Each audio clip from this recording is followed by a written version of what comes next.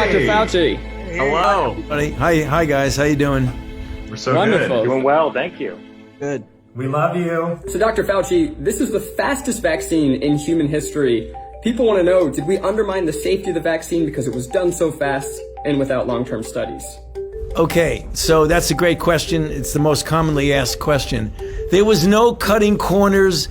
Safety was not compromised. Scientific integrity was not compromised. And I think people need to understand that the speed was related completely to the breathtaking scientific advances that had been made over the previous 10 or more years, where you can get the genetic sequence of the virus, which then take that sequence and insert the appropriate gene into these very new and unbelievably efficient vaccine platforms. And that didn't sacrifice any safety at all.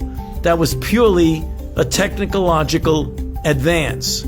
Then the Moderna trial was 30,000 people. The Pfizer trial was 44,000 people. And it happened to be taking place in the middle of a ferocious outbreak. So when you're trying to prove a vaccine works and there are just a few infections here and there in society, it could take 7 years to get a vaccine. There were so many infections that we went from sequence to getting the vaccine in people's arms in less than a year. That is historic, but it's historic from a scientific standpoint.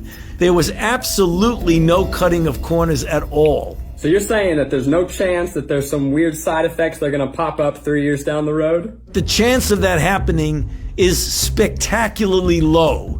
And let me tell you why. If you look at the history of all vaccinology and you say, when did these so-called longer-term effects occur? The overwhelming majority, 90+% of them, occur between 30 and 45 days after the vaccine trial ends. That is the reason why the FDA said that in order to make an emergency use authorization, you had to wait 60 days from the time 50% of the people in the trial got their last dose. So if you wait 60 days, you're already beyond when essentially all of the long-term effects occur. I've never seen one where I get vaccinated in 1982 and I get a toxic effect in 1986. I mean, I've never seen that happen with any vaccine. Wow, that's amazing. Okay, I'm going to ask you a question here.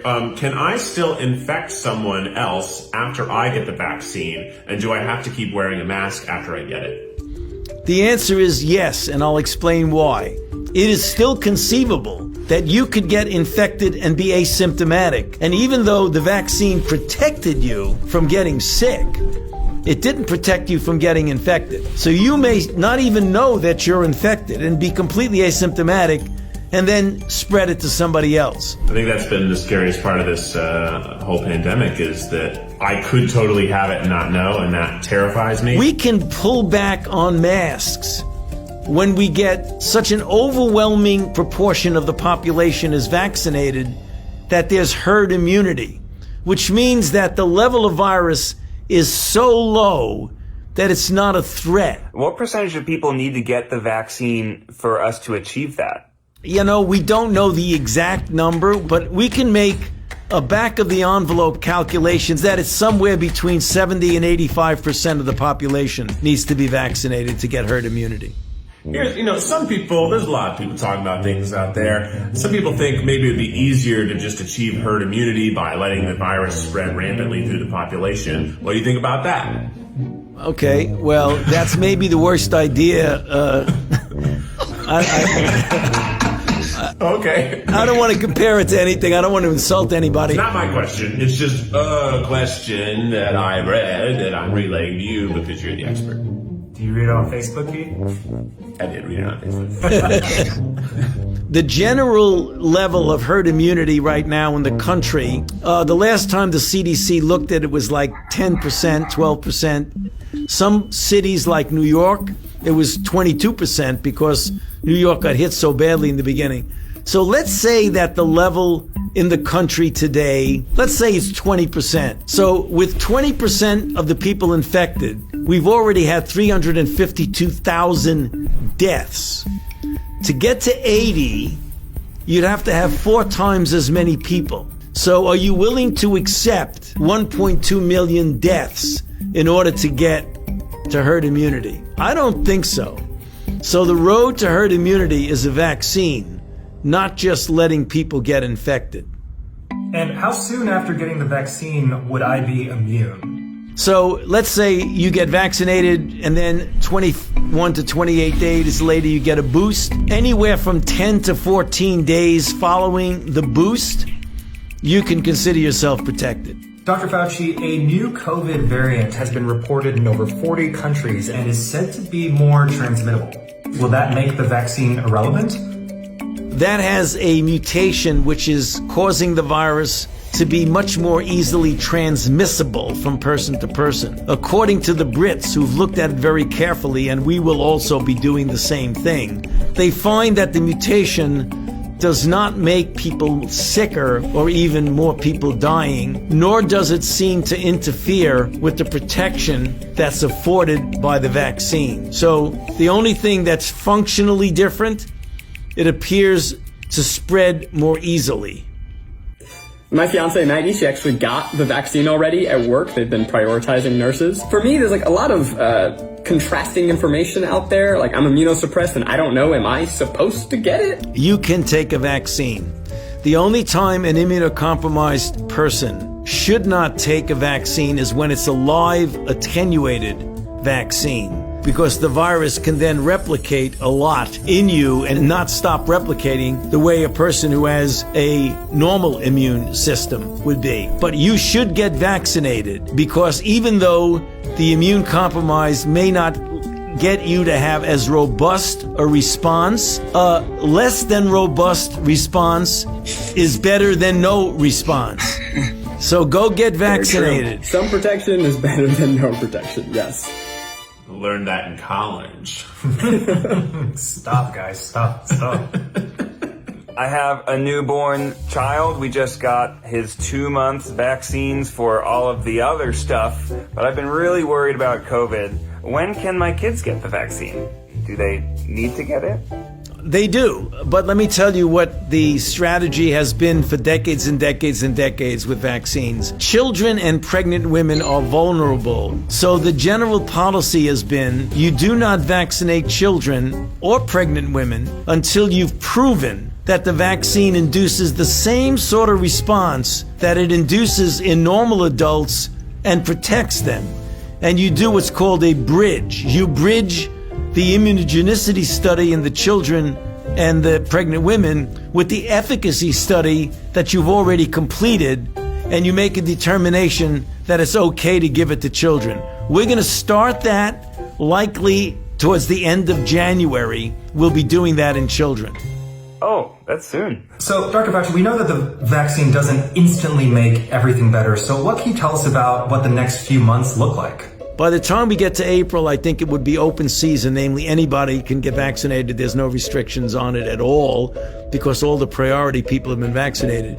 If we then vaccinate at a very good rate, President Biden has made the announcement that he's going to try and get 1 million doses a day, so that 100 million in the first 100 days. If we do 1 million a day, by the time we get to the end of the summer, we will have reached that percentage of herd immunity, so that in the fall, if everybody gets vaccinated, that should get vaccinated, we can start approaching a degree of normality. That doesn't mean nobody wears a mask, but that does mean kids can feel secure at school, you can go to a sporting event, you can go to a restaurant and have dinner, you can go to the theater, things like that. The critical issue is that we want to really make sure that this vaccine hesitancy that we see around gets overcome by the truth that the vaccine is safe and it's efficacious and it will protect you, your family, and ultimately all of society. So go out there and beat the bushes. Tell your friends to get vaccinated. Dr. Fauci, you've been interviewed by the best of the best the world has to offer, but never by 4 idiots at once. Next up, we have a lightning round. Are you ready?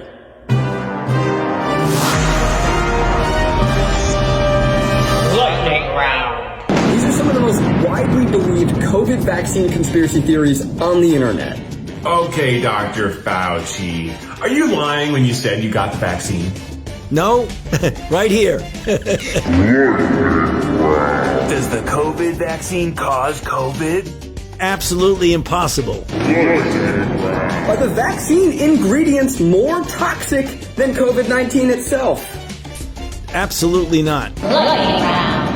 Will the vaccine change my DNA? Absolutely impossible. Well, do the vaccines deliver a microchip with barcode into my arm to keep a track of me wherever I go? No, it doesn't. And Dr. Fauci, one final question. Will coupons that are redeemable for one vaccine shot be called vouchers? I hope not. Think about it. That's a good idea. You know, I think you can run with that. Dr. Fauci, we want to thank you so much for your time. Is there any one last thing you would say to people who do not want to get the vaccine? Yeah, I think they really need to examine carefully in their mind the reasons for that. If it's really based on a lot of people talking about hoaxes and things like that, you really got to take a look at the risk that we're going through. We're going through a real historic challenge, the likes of which we haven't seen in 102 years. And all of this nonsense about fake news and hoax and all that, I mean, that just results in more people dying. We want to thank you so much Thank for you so everything much. you do. Yes, it's been a real pleasure. Get vaccinated, everybody. You bet. Do it.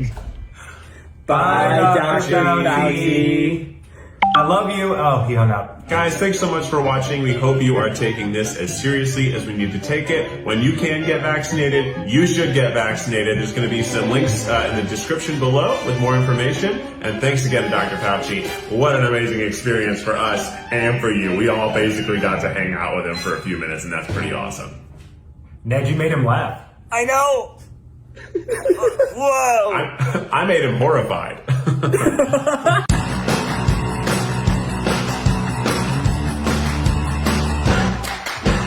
You didn't hear that I loved him. Well, he'll watch. He watches all our videos, so he'll see it. Oh, okay, good. Yeah, he's actually a sapphire triceratops.